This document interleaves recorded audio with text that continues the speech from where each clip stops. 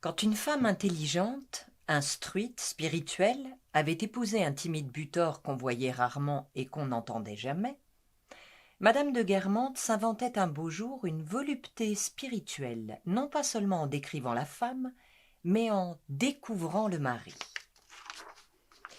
Dans le ménage Cambremer, par exemple, si elle eût vécu alors dans ce milieu, elle eût décrété que Madame de Cambremer était stupide et, en revanche, que la personne intéressante, méconnue, délicieuse, vouée au silence par une femme jacassante, mais l'avalant 1000 fois, était le marquis. Et la duchesse eût éprouvé à déclarer cela le même genre de rafraîchissement que le critique, qui, depuis 70 ans qu'on admire Hernani, confesse lui préférer le lion amoureux.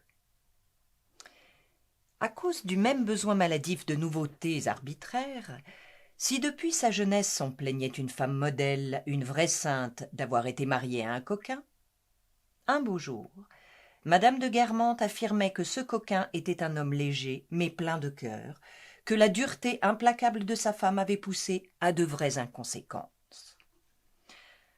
Je savais que ce n'était pas seulement entre les œuvres, dans la longue série des siècles, mais jusqu'au sein d'une même œuvre, que la critique joue à replonger dans l'ombre ce qui depuis trop longtemps était radieux et à en faire sortir ce qui semblait voué à l'obscurité définitive. Je n'avais pas seulement vu Bellini, Winterhalter, les architectes jésuites, un ébéniste de la Restauration venir prendre la place de génies qu'on avait dit fatigués, simplement parce que les oisifs intellectuels s'en étaient fatigués, comme sont toujours fatigués et changeants les neurasthéniques. J'avais vu préférer en Sainte-Beuve tour à tour le critique et le poète. Musset renié quant à ses vers, sauf pour de petites pièces fort insignifiantes. Sans doute certains essayistes ont tort de mettre au-dessus des scènes les plus célèbres du Cid ou de Polyeucte telle tirade du menteur qui donne, comme un plan ancien, des renseignements sur le Paris de l'époque. Mais leur prédilection, justifiée sinon par des motifs de beauté, du moins par un intérêt documentaire, est encore trop rationnelle pour la critique folle. Elle donne tout Molière pour un vers de l'étourdi, et même, en trouvant le Tristan de Wagner assommant, en sauvera une jolie note de cor au moment où passe la chasse. Cette dépravation m'aida à comprendre celle dont faisait preuve Madame de Guermantes, quand elle décidait qu'un homme de leur monde, reconnu pour un brave cœur, mais sot, était un monstre d'égoïsme, plus fin qu'on ne croyait, qu'un autre, connu pour sa générosité, pouvait symboliser l'avarice, qu'une bonne mère ne tenait pas à ses enfants et qu'une femme qu'on croyait vicieuse avait les plus nobles sentiments. Comme gâtée par la nullité de la vie mondaine, l'intelligence et la sensibilité de Madame de Guermantes étaient trop vacillantes pour que le dégoût ne succédât pas assez vite chez elle à l'engouement, quitte à se sentir de nouveau attirée vers le genre d'esprit qu'elle avait tour à tour recherché et délaissé. Et pour que le charme qu'elle avait trouvé à un homme de cœur ne se changeât pas, s'il la fréquentait trop, cherchait trop en elle des directions qu'elle était incapable de lui donner, en un agacement qu'elle croyait produit par son admirateur et qui ne l'était que par l'impuissance où on est de trouver du plaisir quand on se contente de le chercher. Les variations de jugement de la duchesse n'épargnaient personne, excepté son mari. Lui seul ne l'avait jamais aimée. En lui, elle avait senti toujours un de ses caractères de fer, indifférent aux caprices qu'elle avait, dédaigneux de sa beauté, violent, d'une volonté à ne plier jamais et sous la seule loi desquelles les nerveux savent trouver le calme. D'autre part, M. de Guermantes, poursuivant un même type de beauté féminine, mais le cherchant dans des maîtresses souvent renouvelées, n'avait, une fois qu'il les avait quittées et pour se moquer d'elles, qu'une associée durable, identique, qui l'irritait souvent par son bavardage, mais dont il savait que tout le monde la tenait pour la plus belle, la plus vertueuse, la plus intelligente, la plus instruite de l'aristocratie, pour une femme que lui, M. de Guermantes, était trop heureux d'avoir trouvée, qui couvrait tous ses désordres, recevait comme personne, et maintenait à leur salon son rang de premier salon du faubourg Saint-Germain. Cette opinion des autres, il la partageait lui-même. Souvent de mauvaise humeur contre sa femme, il était fier d'elle. Si, aussi avare que fastueux, il lui refusait le plus léger argent pour des charités, pour les domestiques, il tenait à ce qu'elle eût les toilettes les plus magnifiques et les plus beaux attelages. Chaque fois que madame de Guermantes venait d'inventer, relativement aux mérites et aux défauts brusquement intervertis par elle d'un de leurs amis, un nouveau et friand paradoxe, elle brûlait d'en faire l'essai devant des personnes capables de le goûter, d'en faire savourer l'originalité psychologique et briller la malveillance lapidaire. Sans doute ces opinions nouvelles ne contenaient pas d'habitude plus de vérité que les anciennes, souvent moins. Mais justement, ce qu'elles avaient d'arbitraire et d'inattendu leur conférait quelque chose d'intellectuel qui les rendait émouvantes à communiquer. Seulement, le patient sur qui venait de s'exercer la psychologie de la duchesse était généralement un intime, dont ceux à qui elle souhaitait de transmettre sa découverte ignoraient entièrement qu'il ne fût plus au comble de la faveur. Aussi la réputation qu'avait madame de Guermantes d'incomparable amie sentimentale, douce et dévouée, rendait difficile de commencer l'attaque. Elle pouvait tout au plus intervenir ensuite comme contrainte et forcée, en donnant la réplique pour apaiser, pour contredire en apparence, pour appuyer en fait un partenaire qui avait pris sur lui de la provoquer. C'était justement le rôle où excellait M. de Guermantes. Quant aux actions mondaines, c'était encore un autre plaisir arbitrairement théâtral que madame de Guermantes éprouvait à émettre sur elle, de ces jugements imprévus qui fouettaient de surprises incessantes et délicieuses la princesse de Parme. Mais ce plaisir de la duchesse, ce fut moins à l'aide de la critique littéraire que d'après la vie politique et la chronique parlementaire que j'essayai de comprendre quel il pouvait être. Les édits successifs et contradictoires par lesquels madame de Guermantes renversait sans cesse l'ordre des valeurs chez les personnes de son milieu ne suffisant plus à la distraire, elle cherchait aussi dans la manière dont elle dirigeait sa propre conduite sociale, dont elle rendait compte de ses moindres décisions mondaines, à goûter ses émotions artificielles, à obéir à ses devoirs factices qui stimulent la sensibilité des assemblées et s'imposent à l'esprit des politiciens.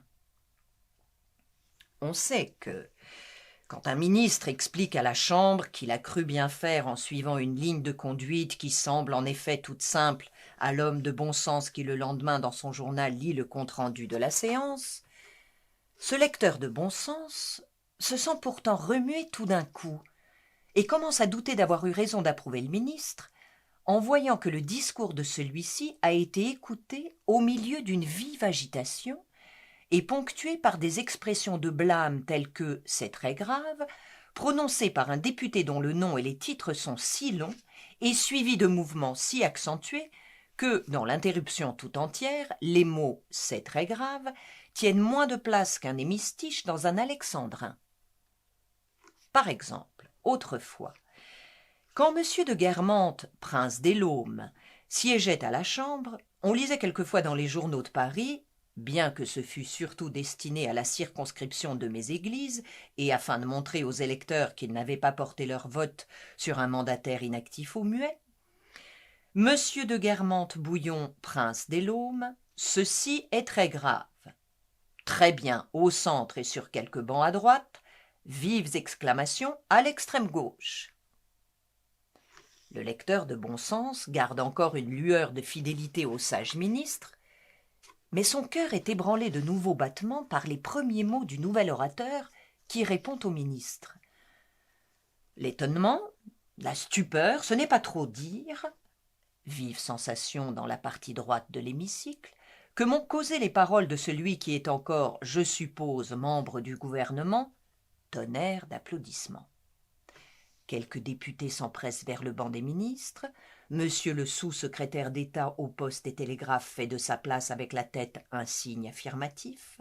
Ce tonnerre d'applaudissements emporte les dernières résistances du lecteur de bon sens, il trouve insultante pour la Chambre, monstrueuse, une façon de procéder qui en soi-même est insignifiante, au besoin quelque fait normal, par exemple vouloir faire payer les riches plus que les pauvres, la lumière sur une iniquité, préférer la paix à la guerre, il le trouvera scandaleux et y verra une offense à certains principes auxquels il n'avait pas pensé en effet, qui ne sont pas inscrits dans le cœur de l'homme, mais qui émeuvent fortement à cause des acclamations qu'il déchaîne et des compactes majorités qu'il rassemble.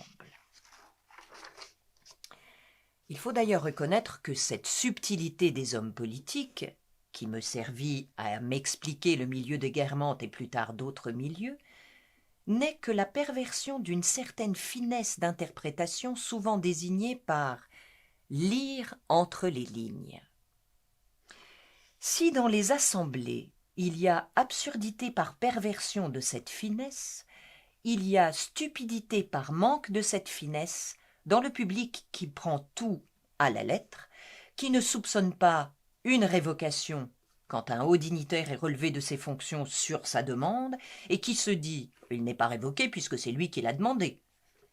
Une défaite quand les Russes, par un mouvement stratégique, se replient devant les Japonais sur des positions plus fortes et préparées à l'avance. Un refus quand une province ayant demandé l'indépendance à l'empereur d'Allemagne, celui-ci lui accorde l'autonomie religieuse. Il est possible d'ailleurs, pour revenir à ces séances de la Chambre, que, quand elles s'ouvrent, les députés eux-mêmes soient pareils à l'homme de bon sens qui en lira le compte-rendu. Apprenant que des ouvriers en grève ont envoyé leurs délégués auprès d'un ministre, peut-être se demandent-ils naïvement « Ah, voyons, que se sont-ils dit ? Espérons que tout s'est arrangé », au moment où le ministre monte à la tribune dans un profond silence, qui déjà met en goût d'émotions artificielles. Les premiers mots du ministre: « Je n'ai pas besoin de dire à la Chambre que j'ai un trop haut sentiment des devoirs du gouvernement pour avoir reçu cette délégation dont l'autorité de ma charge n'avait pas à connaître », sont un coup de théâtre, car c'était la seule hypothèse que le bon sens des députés n'eût pas faite. Mais justement, parce que c'est un coup de théâtre, il est accueilli par de tels applaudissements que ce n'est qu'au bout de quelques minutes que peut se faire entendre le ministre. Le ministre qui recevra en retournant à son banc les félicitations de ses collègues. On est aussi ému que le jour où il a négligé d'inviter à une grande fête officielle le président du conseil municipal qui lui faisait opposition, et on déclare que dans l'une comme dans l'autre circonstance, il a agi en véritable homme d'État. Monsieur de Guermantes, à cette époque de sa vie, avait, au grand scandale des Courvoisiers, fait souvent partie des collègues qui venaient féliciter le ministre. J'ai entendu plus tard raconter que, même à un moment où il joua un assez grand rôle à la Chambre et où on songeait à lui pour un ministère ou une ambassade, il était, quand un ami venait lui demander un service, infiniment plus simple, jouait politiquement beaucoup moins au grand personnage politique que tout autre qui n'eût pas été le duc de Guermantes. Car s'il disait que la noblesse était peu de chose, qu'il considérait ses collègues comme des égaux, il n'en pensait pas un mot. Il recherchait, feignait d'estimer, mais méprisait les situations politiques, et comme il restait pour lui-même monsieur de Guermantes, elle ne mettait pas autour de sa personne cette empesée des grands emplois qui rend d'autres inabordables. Et par là, son orgueil protégeait contre toute atteinte non pas seulement ses façons d'une familiarité affichée, mais ce qu'il pouvait avoir de simplicité véritable. Pour en revenir à ces décisions artificielles et émouvantes comme celles des politiciens, Madame de Guermantes ne déconcertait pas moins les Guermantes, les Courvoisiers, tout le faubourg, et plus que personne, la princesse de Parme, par des décrets inattendus sous lesquels on sentait des principes qui frappaient d'autant plus qu'on s'en était moins avisé. Si le nouveau ministre de Grèce donnait un bal travesti, chacun choisissait un costume, et on se demandait quel serait celui de la duchesse. L'une pensait qu'elle voudrait être en duchesse de Bourgogne, une autre donnait comme probable le travestissement en princesse de Doujabar, une troisième en Psyché. Enfin, une courvoisier ayant demandé « En quoi te mettras-tu, Oriane ?» provoquait la seule réponse à quoi l'on n'eût pas pensé. Mais en rien du tout, et qui faisait beaucoup marcher les langues, comme dévoilant l'opinion d'Oriane sur la véritable position mondaine du nouveau ministre de Grèce et sur la conduite à tenir à son égard, c'est-à-dire l'opinion qu'on aurait dû prévoir, à savoir qu'une duchesse n'avait pas à se rendre au bal travesti de ce nouveau ministre. Je ne vois pas qu'il n'y ait nécessité à aller chez le ministre de Grèce, que je ne connais pas, je ne suis pas grecque, pourquoi irais-je là-bas? Je n'ai rien à y faire, disait la duchesse. Mais tout le monde y va, il paraît que ce sera charmant, s'écriait madame de Gallardon. Mais c'est charmant aussi de rester au coin de son feu, répondait madame de Guermantes. Les Courvoisiers n'en revenaient pas. Mais les Guermantes, sans imiter, approuvaient. Naturellement, tout le monde n'est pas en position comme Oriane de rompre avec tous les usages. Mais d'un côté, on ne peut pas dire qu'elle ait tort de vouloir montrer que nous exagérons en nous mettant à plat ventre devant ces étrangers dont on ne sait pas toujours d'où ils viennent. Naturellement, sachant les commentaires que ne manqueraient pas de provoquer l'une ou l'autre attitude, madame de Guermantes avait autant de plaisir à entrer dans une fête où on n'osait pas compter sur elle qu'à rester chez soi ou à passer la soirée avec son mari au théâtre, le soir d'une fête où tout le monde allait. Ou bien, quand on pensait qu'elle éclipserait les plus beaux diamants par un diadème historique, d'entrer sans un seul bijou et dans une autre tenue que celle qu'on croyait, à tort, de rigueur. Bien qu'elle fût anti-dreyfusarde, tout en croyant à l'innocence de Dreyfus, de même qu'elle passait sa vie dans le monde tout en ne croyant qu'aux idées, elle avait produit une énorme sensation à une soirée chez la princesse de Ligne, d'abord en restant assise quand toutes les dames s'étaient levées à l'entrée du général Mercier, et ensuite en se levant et en demandant ostensiblement à ses gens quand un orateur nationaliste avait commencé une conférence, montrant par là qu'elle ne trouvait pas que le monde fût fait pour parler politique. Toutes les têtes s'étaient tournées vers elle à un concert du Vendredi Saint où, quoique voltairienne, elle n'était pas restée parce qu'elle trouvait indécent qu'on mît en scène le Christ.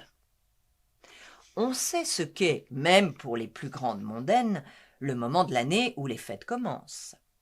Au point que la marquise d'Amoncourt, laquelle, par besoin de parler, manie psychologique et aussi manque de sensibilité, finissait souvent par dire des sottises, avait pu répondre à quelqu'un qui était venu la condoléancer sur la mort de son père, M. de Montmorency, « C'est peut-être encore plus triste qu'il vous arrive un chagrin pareil au moment où on a à sa glace des centaines de cartes d'invitation. » Eh bien, à ce moment de l'année, quand on invitait à dîner la duchesse de Guermantes en se pressant pour qu'elle ne fût pas déjà retenue, elle refusait, pour la seule raison à laquelle un mondain n'eût jamais pensé, elle allait partir en croisière pour visiter les fjords de la Norvège qui l'intéressaient.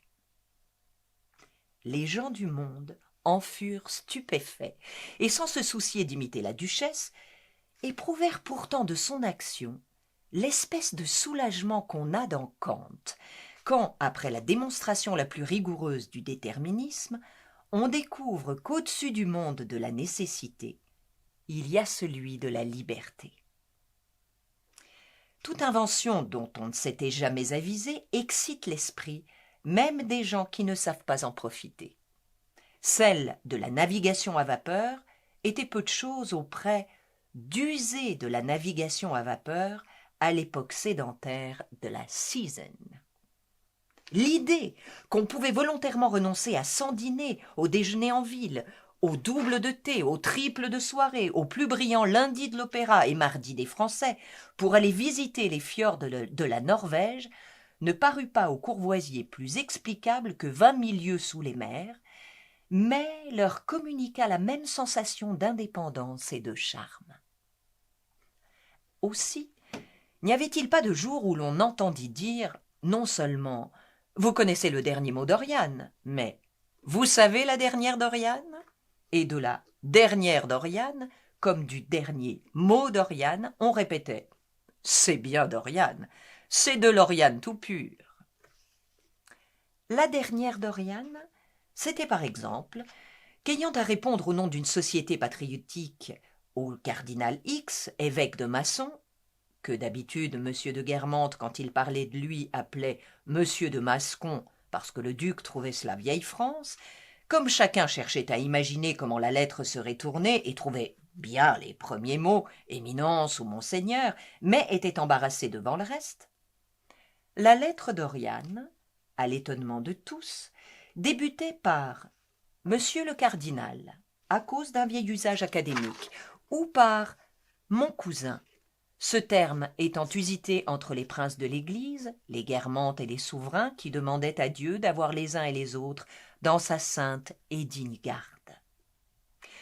Pour qu'on parlât d'une dernière d'Oriane, il suffisait qu'à une représentation où il y avait tout Paris et où on jouait une fort jolie pièce, comme on cherchait Madame de Guermantes dans la loge de la princesse de Parme, de la princesse de Guermantes, de tant d'autres qui l'avaient invitée, on la trouva seule, en noir, avec un tout petit chapeau, à un fauteuil où elle était arrivée pour le lever du rideau.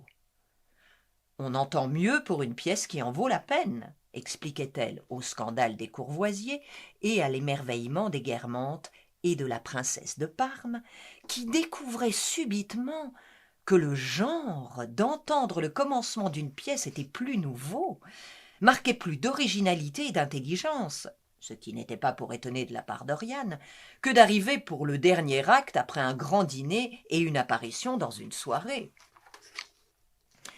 Tels étaient les différents genres d'étonnement auxquels la princesse de Parme savait qu'elle pouvait se préparer si elle posait une question littéraire ou mondaine à madame de Guermantes, et qui faisaient que, pendant ses dîners chez la duchesse, l'Altesse ne s'aventurait sur le moindre sujet qu'avec la prudence inquiète et ravie de la baigneuse émergeant entre deux lames.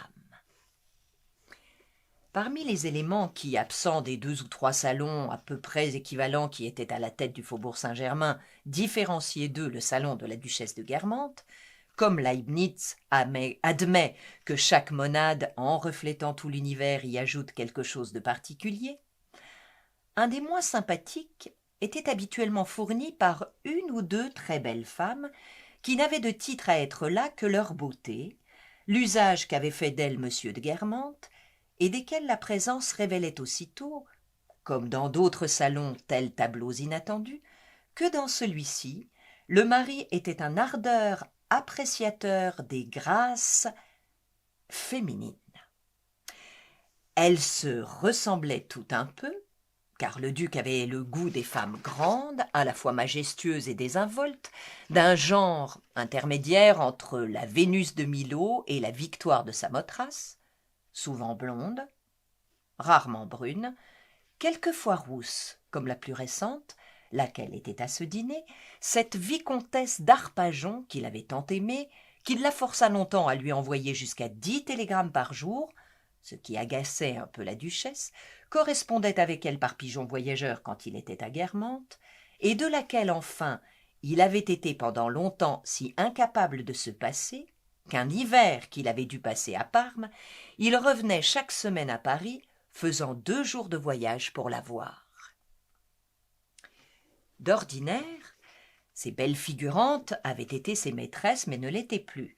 C'était le cas pour madame d'Arpajon, ou était sur le point de cesser de l'être. Peut-être cependant le prestige qu'exerçait sur elle la duchesse et l'espoir d'être reçue dans son salon, quoiqu'elles appartinssent elles-mêmes à des milieux fort aristocratiques mais de second plan, les avait-elles décidées, plus encore que la beauté de la générosité de celui-ci, à céder aux désirs du duc. D'ailleurs, la duchesse n'eût pas opposé à ce qu'elle pénétrasse chez elle une résistance absolue. Elle savait qu'en plus d'une, elle avait trouvé une alliée, grâce à laquelle elle avait obtenu 1000 choses dont elle avait envie et que M. de Guermantes refusait impitoyablement à sa femme tant qu'il n'était pas amoureux d'une autre. Aussi, ce qui expliquait qu'elles ne fussent reçues chez la duchesse que quand leur liaison était déjà fort avancée, tenait plutôt d'abord à ce que le duc, chaque fois qu'il s'était embarqué dans un grand amour, avait cru seulement à une simple passade, en échange de laquelle il estimait que c'était beaucoup que d'être invité chez sa femme. Or, il se trouvait l'offrir pour beaucoup moins, pour un premier baiser, parce que des résistances, sur lesquelles il n'avait pas compté, se produisaient, ou au contraire, qu'il n'y avait pas eu de résistance. En amour, souvent, la gratitude, le désir de faire plaisir font donner au-delà de ce que l'espérance et l'intérêt avaient promis. Mais alors, la réalisation de cette offre était entravée par d'autres circonstances. D'abord, toutes les femmes qui avaient répondu à l'amour de M. de Guermantes, et quelquefois même quand elles ne lui avaient pas encore cédé, avaient été tour à tour séquestrées par lui. Il ne leur permettait plus de voir personne, il passait auprès d'elles presque toutes ses heures, il s'occupait de l'éducation de leurs enfants, auxquels quelquefois, si l'on doit en juger plus tard sur de criantes ressemblances, il lui arriva de donner un frère ou une sœur. Puis, si, au début de la liaison, la présentation à madame de Guermantes, nullement envisagée par le duc, avait joué un rôle dans l'esprit de la maîtresse, la liaison elle-même avait transformé les points de vue de cette femme. Le duc n'était plus seulement pour elle le mari de la plus élégante femme de Paris, mais un homme que sa nouvelle maîtresse aimait, un homme aussi qui souvent lui avait donné les moyens et le goût de plus de luxe, et qui avait interverti l'ordre antérieur d'importance des questions de snobisme et des questions d'intérêt. Enfin, quelquefois, une jalousie de tout genre contre madame de Guermantes animait les maîtresses du duc. Mais ce cas était le plus rare. D'ailleurs, quand le jour de la présentation arrivait enfin, à un moment où elle était d'ordinaire déjà assez indifférente au duc, dont les actions, comme celles de tout le monde, étaient plus souvent commandées par les actions antérieures, dont le mobile premier n'existait plus, il se trouvait souvent que c'avait été madame de Guermantes qui avait cherché à recevoir la maîtresse en qui elle espérait, et avait si grand besoin de rencontrer contre son terrible époux une précieuse alliée. Ce n'est pas que, sauf à de rares moments, chez lui, où, quand la duchesse parlait trop, il laissait échapper des paroles et surtout des silences qui foudroyaient, M. de Guermantes manqua vis-à-vis de sa femme de ce qu'on appelle les formes. Les gens qui ne les connaissaient pas pouvaient s'y tromper. Quelquefois à l'automne, entre les courses de Deauville, les eaux et le départ pour Guermantes, et les chasses, dans les quelques semaines qu'on passe à Paris, comme la duchesse aimait le café-concert, le duc allait avec elle y passer une soirée.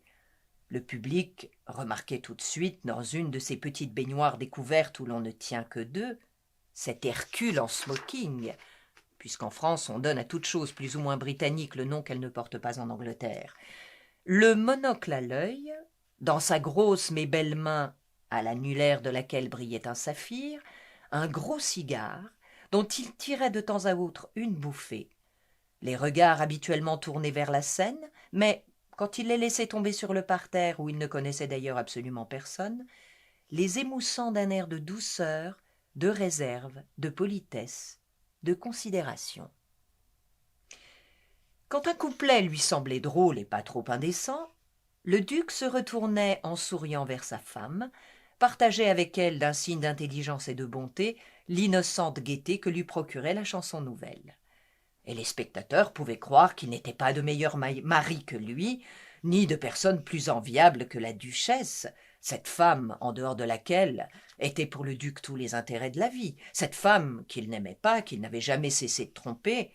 Quand la duchesse se sentait fatiguée, il voyait M. de Guermantes se lever, lui passer lui-même son manteau en arrangeant ses colliers pour qu'il ne se prise pas dans la doublure, et lui frayer un chemin jusqu'à la sortie avec des soins empressés et respectueux qu'elle recevait avec la froideur de la mondaine qui ne voit là que du simple savoir-vivre, et parfois même avec l'amertume un peu ironique de l'épouse désabusée qui n'a plus aucune illusion à perdre.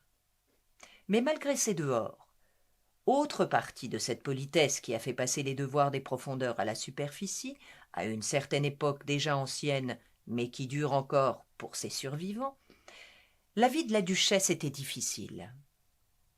M. de Guermantes ne redevenait généreux, humain, que pour une nouvelle maîtresse, qui prenait, comme il arrivait le plus souvent, le parti de la duchesse. Celle-ci voyait redevenir possible pour elle des générosités envers des inférieurs, des charités pour les pauvres, même pour elle-même, plus tard, une nouvelle et magnifique automobile. Mais de l'irritation qui naissait d'habitude assez vite pour madame de Guermantes, des personnes qui lui étaient trop soumises, les maîtresses du duc n'étaient pas exceptées. Bientôt la duchesse se dégoûtait d'elle. Or, à ce moment aussi, la liaison du duc avec madame d'Arpajon touchait à sa fin. Une autre maîtresse pointait. Sans doute l'amour que M. de Guermantes avait eu successivement pour toutes recommençait un jour à se faire sentir. D'abord, cet amour en mourant les léguait comme de beaux marbres, des marbres beaux pour le duc, devenu ainsi partiellement artiste, parce qu'il les avait aimés, et était sensible maintenant à des lignes qu'il n'eût pas appréciées sans l'amour, qui juxtaposaient dans le salon de la duchesse leurs formes longtemps ennemies, dévorées par les jalousies et les querelles, et enfin réconciliées dans la paix de l'amitié. Puis, cette amitié même était un effet de l'amour qui avait fait remarquer à M. de Guermantes, chez celles qui étaient ses maîtresses, des vertus qui existent chez tout être humain, mais sont perceptibles à la seule volupté, si bien que l'ex-maîtresse, devenue un excellent camarade, qui ferait n'importe quoi pour nous, est un cliché, comme le médecin ou comme le père qui ne sont pas un médecin ou un père, mais un ami. Mais pendant une première période, la femme que M. de Guermantes commençait à délaisser se plaignait, faisait des scènes, se montrait exigeante, paraissait indiscrète, tracassière. Le duc commençait à la prendre en grippe. Alors, madame de Guermantes avait lieu de mettre en lumière les défauts vrais ou supposés d'une personne qui l'agaçait. Connue pour bonne, madame de Guermantes recevait les téléphonages, les confidences, les larmes de la délaissée, et ne s'en plaignait pas. Elle en riait avec son mari, puis avec quelques intimes, et croyant par cette pitié qu'elle montrait à l'infortunée avoir le droit d'être taquine avec elle en sa présence même, quoique celle-ci dit, pourvu que cela pût rentrer dans le cadre du caractère ridicule que le duc et la duchesse lui avaient récemment fabriqué, madame de Guermantes ne se gênait pas d'échanger avec son mari des regards d'ironique intelligence. Cependant, en se mettant à table, la princesse de Parme se rappela qu'elle voulait inviter à l'opéra la princesse d'Eu, et désirant savoir si cela ne serait pas désagréable à madame de Guermantes, elle chercha à la sonder. À ce moment entra M. de Grouchy, dont le train, à cause d'un déraillement, avait eu une panne d'1 heure. Il s'excusa comme il put. Sa femme, si elle avait été Courvoisier, fut morte de honte. Mais madame de Grouchy n'était pas Guermantes pour des prunes. Comme son mari s'excusait du retard, « Je vois, dit-elle en prenant la parole, que même pour les petites choses, être en retard, c'est une tradition dans votre famille. » « Asseyez-vous, Grouchy, et ne vous laissez pas démonter, dit le duc. Tout en marchant avec mon temps, je suis forcé de reconnaître que la bataille de Waterloo a du bon, puisqu'elle a permis la restauration des Bourbons, et encore mieux d'une façon qui les a rendus impopulaires.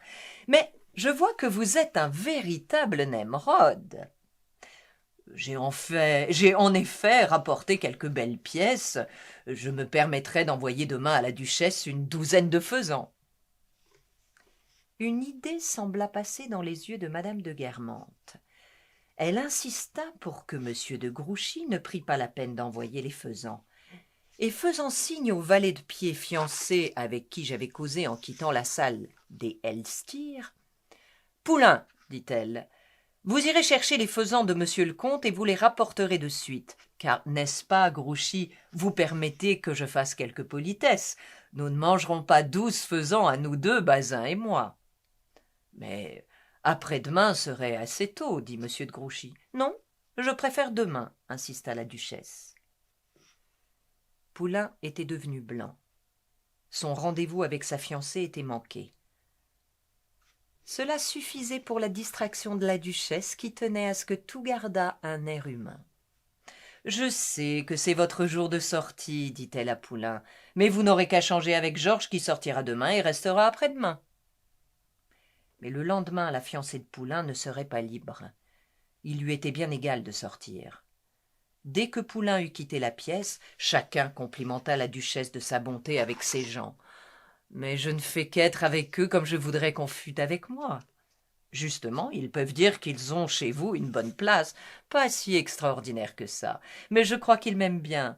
Celui-là est un peu agaçant parce qu'il est amoureux. Il croit devoir prendre des airs mélancoliques. À ce moment, Poulain rentra. En effet, dit M. de Grouchy, il n'a pas l'air d'avoir le sourire. Avec eux, il faut être bon, mais pas trop bon. Je reconnais que je ne suis pas terrible. Dans toute sa journée, il n'aura qu'à aller chercher vos faisans, à rester ici à ne rien faire et à en manger sa part. Beaucoup de gens voudraient être à sa place, dit M. de Grouchy, car l'envie est aveugle. Oriane, dit la princesse de Parme, j'ai eu l'autre jour la visite de votre cousine d'Heudicourt. Évidemment, c'est une femme d'une intelligence supérieure, c'est une Guermantes, c'est tout dire. Mais on dit qu'elle est médisante. Le duc attacha sur sa femme un long regard de stupéfaction voulue. Madame de Guermantes se mit à rire. La princesse finit par s'en apercevoir. « Mais est-ce que vous n'êtes pas de mon avis ?» demanda-t-elle avec inquiétude. « Mais madame est trop bonne de s'occuper des mines de Bazin. Allons, Bazin, n'ayez pas l'air d'insinuer du mal de nos parents. »« Il la trouve trop méchante ?» demanda vivement la princesse. « Oh, pas du tout, » répliqua la duchesse. « Je ne sais pas qui a dit à votre Altesse qu'elle était médisante. C'est au contraire une excellente créature qui n'a jamais dit du mal de personne ni fait de mal à personne. »« Ah !» dit madame de Parme soulagée. « Je ne m'en étais pas aperçue non plus, mais comme je sais qu'il est souvent difficile de ne pas avoir un peu de malice quand on a beaucoup d'esprit… Ah, cela par exemple, elle en a encore moins. » « Moins d'esprit ?» demanda la princesse stupéfaite. « Voyons, Oriane, interrompit le duc d'un ton plaintif en lançant autour de lui à droite et à gauche des regards amusés. Vous entendez que la princesse vous dit que c'est une femme supérieure. Elle ne l'est pas ? Elle est au moins supérieurement grosse. Ne l'écoutez pas, madame, il n'est pas sincère. Elle est bête comme une oie, dit d'une voix forte et enrouée madame de Guermantes, qui, bien plus vieille France encore que le duc quand il n'y tâchait pas, cherchait souvent à l'être, mais d'une manière opposée au genre jabot de dentelle et déliquescent de son mari, et en réalité bien plus fine, par une sorte de prononciation presque paysanne qui avait une âpre et délicieuse saveur terrienne. « Mais c'est la meilleure femme du monde. Et puis, je ne sais pas si à ce degré-là, cela peut s'appeler de la bêtise. Je ne crois pas que j'ai jamais connu une créature pareille. C'est un cas pour un médecin. Cela a quelque chose de pathologique. C'est une espèce d'innocente, de crétine, de demeurée, comme dans les mélodrames ou comme dans l'Arlésienne. Je me demande toujours, quand elle est ici, si le moment n'est pas venu où son intelligence va s'éveiller, ce qui fait toujours un peu peur. » La princesse s'émerveillait de ces expressions tout en restant stupéfaite du verdict.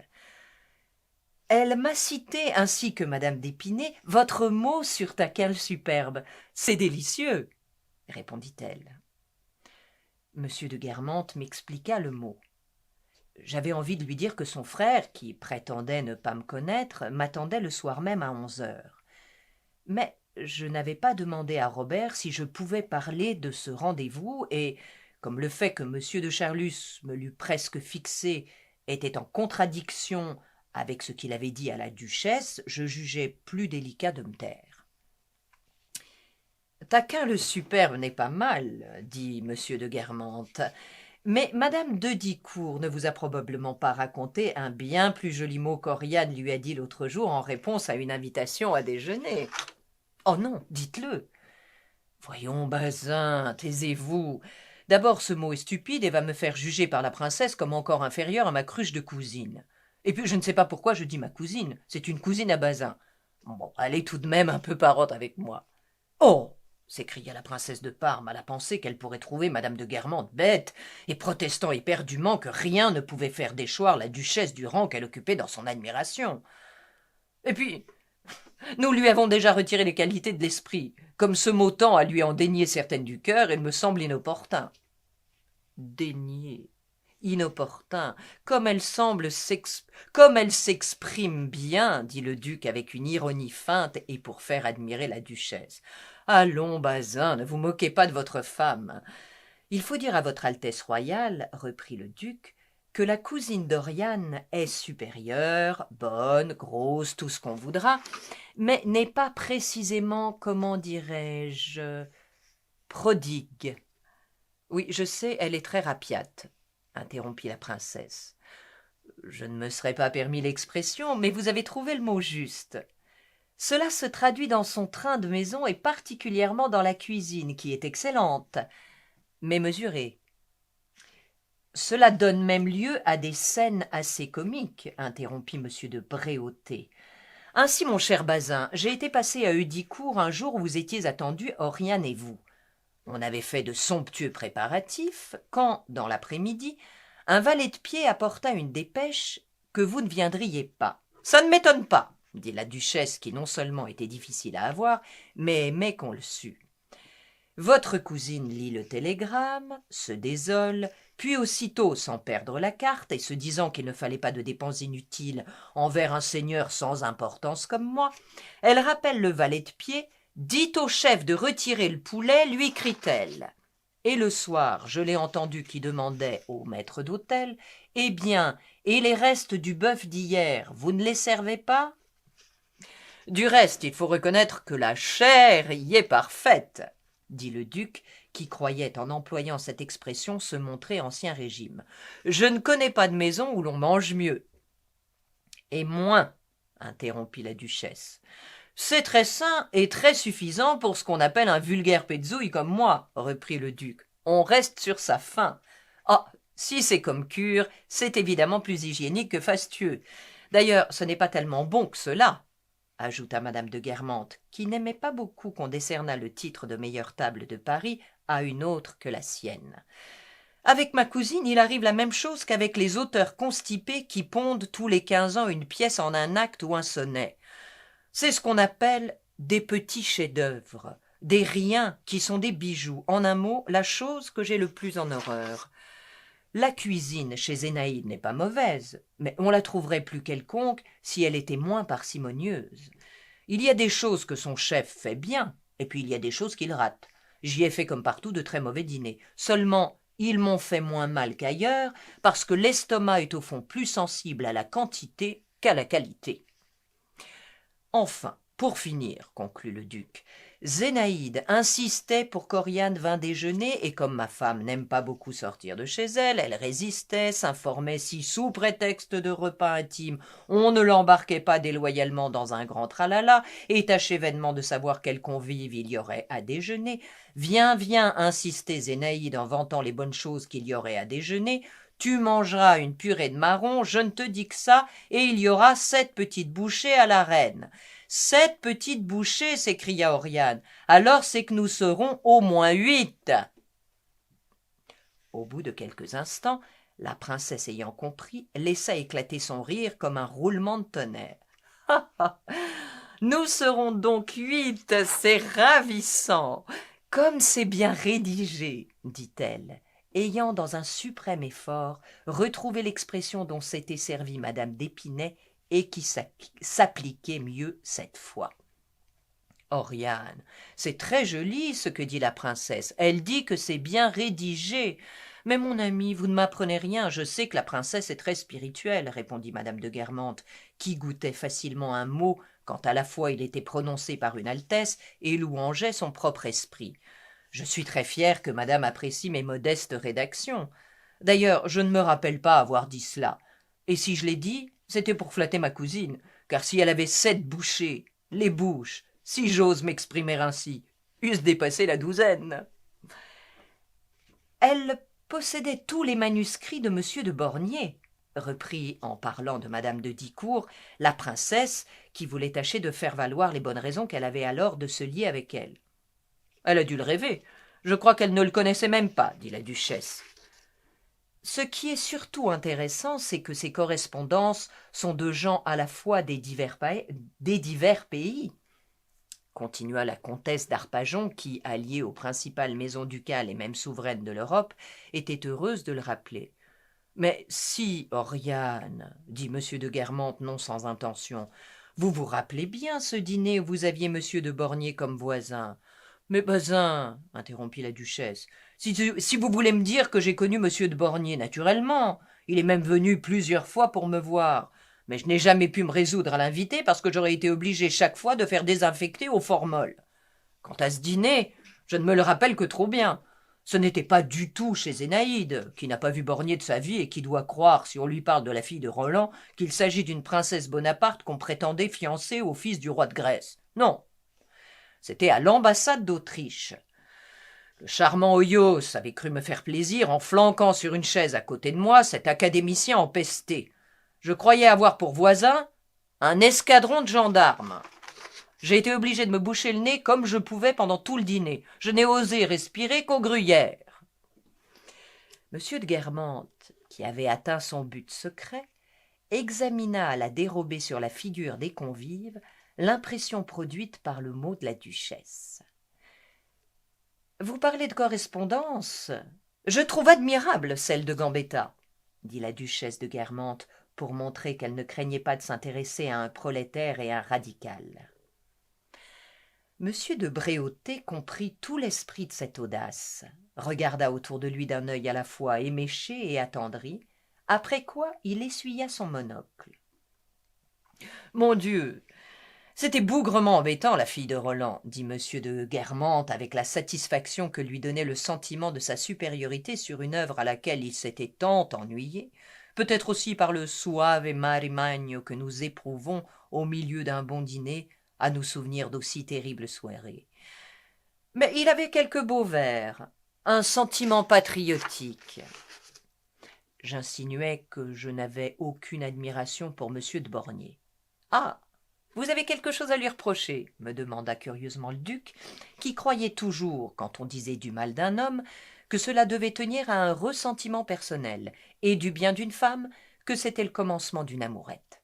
« Je vois que vous avez une dent contre lui. Qu'est-ce qu'il vous a fait? Racontez-nous ça. Mais si, vous devez avoir quelques cadavres entre vous, puisque vous le dénigrez. C'est long, la fille de Roland, mais c'est assez senti. » « Senti est très juste pour un auteur aussi odorant, » interrompit ironiquement madame de Guermantes. « Si ce pauvre petit s'est jamais trouvé avec lui, il est assez compréhensible qu'il l'ait dans le nez. » « Je dois du reste avouer à madame, reprit le duc en s'adressant à la princesse de Parme, que, fille de Roland à part, en littérature et même en musique, je suis terriblement vieux jeu. Il n'y a pas de si vieux rossignol qui ne me plaise. Vous ne me croiriez peut-être pas, mais le soir, si ma femme se met au piano, il m'arrive de lui demander un vieil air d'Aubert, de Boieldieu, même de Beethoven. Voilà ce que j'aime. En revanche, pour Wagner, cela m'endort immédiatement. » « Vous avez tort, » dit madame de Guermantes. « Avec des longueurs insupportables, Wagner avait du génie. Lohengrin est un chef-d'œuvre. Même dans Tristan, il y a ça et là une page curieuse. Et le chœur des fileuses du vaisseau fantôme est une pure merveille. » « N'est-ce pas, Babal ?» dit M. de Guermantes en s'adressant à M. de Bréauté. « Nous préférons les rendez-vous de noble compagnie se donnent tout en ce charmant séjour. C'est délicieux. Et Fra Diavolo, et la flûte enchantée, et le chalet, les noces de Figaro, et les diamants de la couronne. Voilà de la musique. En littérature, c'est la même chose. Ainsi, j'adore Balzac, le bal des Sceaux, les Mohicans de Paris. Ah, mon cher, si vous partez en guerre sur Balzac, nous ne sommes pas près d'avoir fini. Attendez, gardez cela pour un jour où Mémé sera là. Lui, c'est encore mieux, il le sait par cœur.